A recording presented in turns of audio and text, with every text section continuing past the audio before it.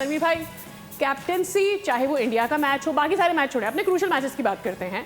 Oh yeah with that we are launching finish. और अपना India का मैच देखें, उसकी कप्तानी की बात करें या आज के मैच में उसकी कप्तानी की बात करें, it has been a fluke. इससे पहले हम कह रहे थे कि Salman Ali Agha is your best T20 captain. What happened to that captaincy? यार T20 वर्ल्ड कप के सेमीफाइनल में और फाइनल में किसकी कप्तानी में टीम पहुंची थी? बाबर आजम।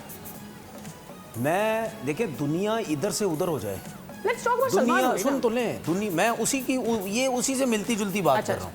दुनिया इधर से उधर हो जाए, मैं उसका जिक्र करता रहूँगा, हर वक्त बाबर का जिक्र करूँगा, हर वक्त रिजवान का जिक्र करूँगा। बर्बादी फेरी आपने इन दोनों को हटा के, अभी ब्रेक में मैं फैसल से यही बात कर रहा हूँ, जब आपकी टीम सेट थी जी, तो आपने क्यों इनको छेड़ा है भाई?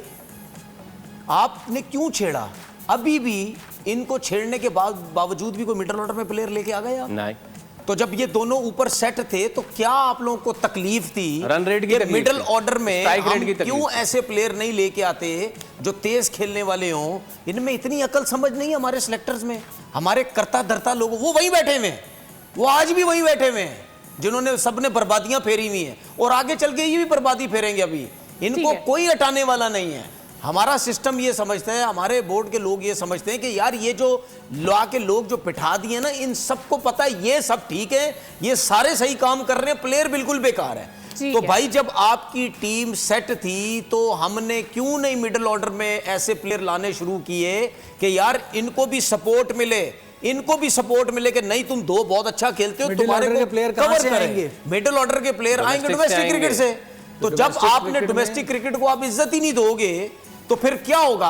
मैंने पहले दिन से बोला है, 10-11 साल हो गए, PSL को 11वां साल है, पहले साल से मैंने बोला है, जिस दिन ये PSL हुई है उस दिन से, जब से आपने PSL से लड़के उठाना शुरू किए, आपने बर्बादी फेर दी अपनी टीम की। अभी ये भी थोड़ी देर पहले ही कह रहे थे, मैं भी कह रहा था कि 8-10 साल से आपकी क्रिकेट में टैलेंट आना खत्म हो गया है। तो यार हमें पता है कि भाई डोमेस्टिक क्रिकेट से 4 दिन की क्रिकेट जिसने खेली हो उसको आप PSL में डालें, उस लड़के को आप लेके आए। लेकिन मसला यहाँ पे ये है कि जब ऑक्शन होते हैं, बात होती है, हम अपनी मर्जी से प्लेयर उठाएंगे। वो टैलेंटेड प्लेयर बेचारे जिनके पीछे कोई बोलने वाला नहीं होता, वो वहीं डोमेस्टिक क्रिकेट ही खेलते रह जाते हैं, अपनी मर्जी से ऑक्शन से लड़के उठा के PSL में ले आते हैं। वहां से पूरी रेस लगाई हुई है इन लोगों ने, पूरी रेस लगाई हुई है कि हमारे फ्रेंचाइज का लड़का परफॉर्म करे, उठा के इसको पाकिस्तान टीम में ले आए। अब वो फ्रेंचाइज का लड़का कहां से परफॉर्म करता है? जो ओपन खेलता है। हर किसी को ओपन करवाते हैं, इसको खिलाओ उसको खिलाओ, मिडिल ऑर्डर का कोई प्लेयर ही नहीं आता। एक और चीज कहां स्ट्रगल कर रहे हैं हम T20 में जी, PSL से उठाते हैं लड़का, PSL T20 होती है ना, ये 5 ओवर की क्रिकेट होती है, तो कहां है मिडिल ऑर्डर का प्लेयर? कहां निकलता है PSL में? क्यों? क्योंकि PSL का जो मिडिल ऑर्डर का प्लेयर है वो खेलता है तरीके से। इनको, हमारे लोगों को, ये जो करता धरता है सिलेक्टर, इनको तरीके का प्लेयर नजर ही नहीं आता।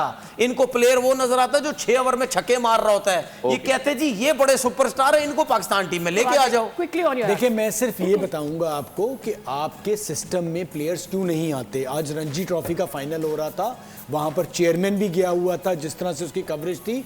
इंडिया अच्छा नहीं कर रहा, बट उनके पास पीछे श्रेयस अय्यर बैठा हुआ है, जायसवाल बैठा हुआ है, KL राहुल बैठा है। ये तो 3 नाम बता दिए। मैं एक जनरल बात कर रहा हूँ कि मेरे पास कोई बैकअप नहीं है। अभी मुझे कोई बता दे इनको हटाएंगे तो किसको? ये 3-0 से आप इंग्लैंड लाइन से हार गए, कौन है इधर? अब्दुल समद परफॉर्म नहीं कर रहे, हसन नवाज परफॉर्म नहीं कर रहे, ये आपके मिडिल ऑर्डर वहां गए हुए, ये बैकअप है ना। हसन नवाज को ओपनर को उसके बाद आपके, तो फिर आप मुझे बताइए, ये पाकिस्तान खेले हुए सब जी, और ये कौन प्लेयर है? ये एक इनिंग वाले सिर्फ जी, एक इनिंग वाले 3-0 हार गए। अच्छा, और होता क्या है?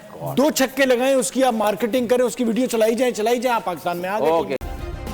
सब्सक्राइब करें और बेल दबाएं ताकि कोई खबर रह न जाए।